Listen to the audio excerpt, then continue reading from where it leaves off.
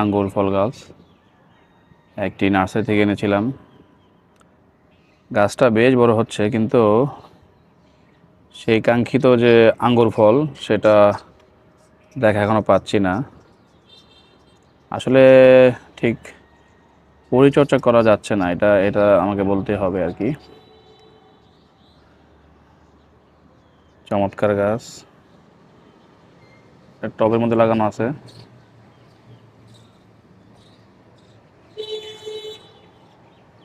আঙ্গুর ফল গাছ, এটা হলো সবুজ আঙ্গুর ফল গাছ।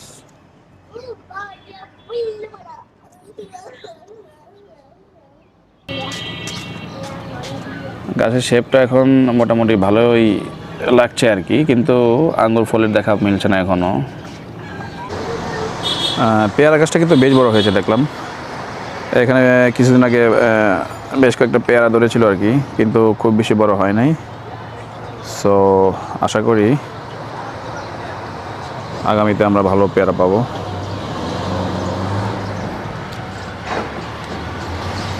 গাছটা বেশ বড়,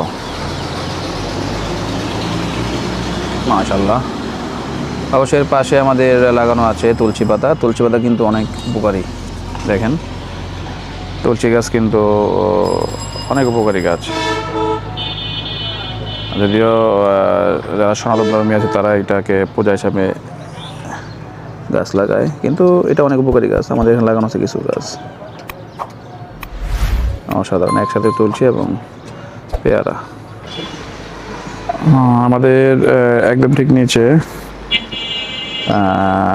সজনা গাছ, যেটা খুবই উপকারী গাছ। এই দেখেন,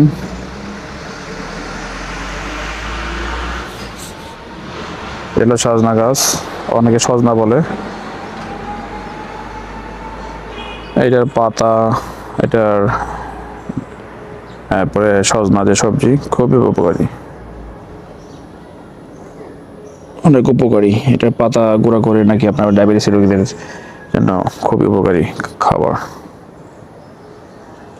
দেখতে পাচ্ছেন সজনা গাছ, খুব উপকারী একটি গাছ। এটা 12 মাসি সজনা।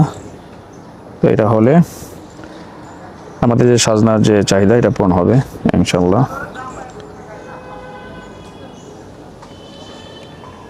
বেশ বড় হয়েছে কিন্তু গাছটা।